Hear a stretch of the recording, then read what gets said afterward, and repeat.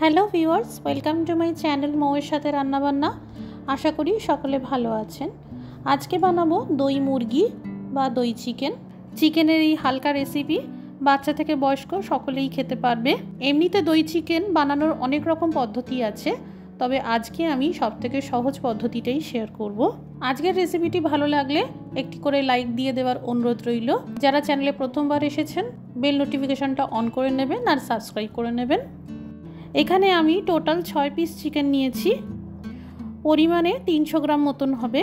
একটি মিক্সিং বলে এই চিকেনের পিসগুলো ম্যারিনেট করার জন্য দিয়ে দিলাম। 2 চামচ আদা বাটা দিয়ে দিলাম, 1 চামচ গোলমরিচ গুঁড়ো দিয়ে দিলাম, কুচানো ধনেপাতা দিয়ে দিলাম সামান্য পরিমাণে, স্বাদ মতো লবণ আর 1 চামচ তেল দিয়ে দিলাম।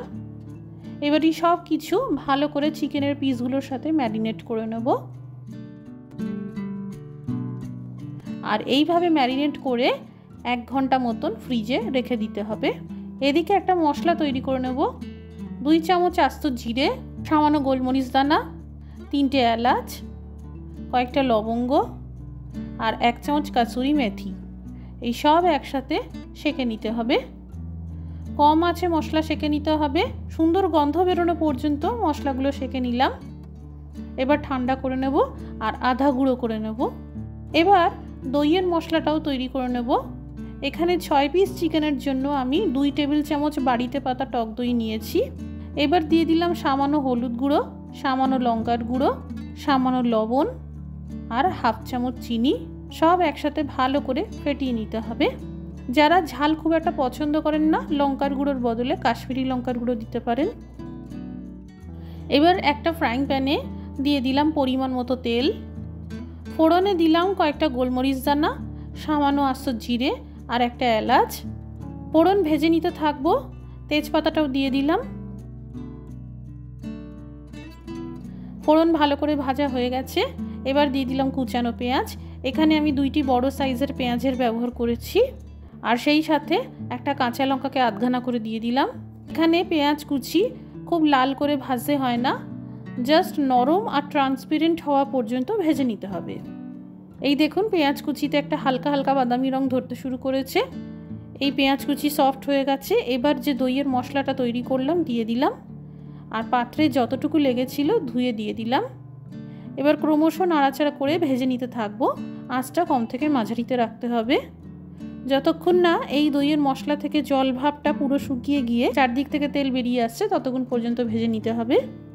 এই দেখুন মশলা ভালো করে ভাজা হয়ে গেছে।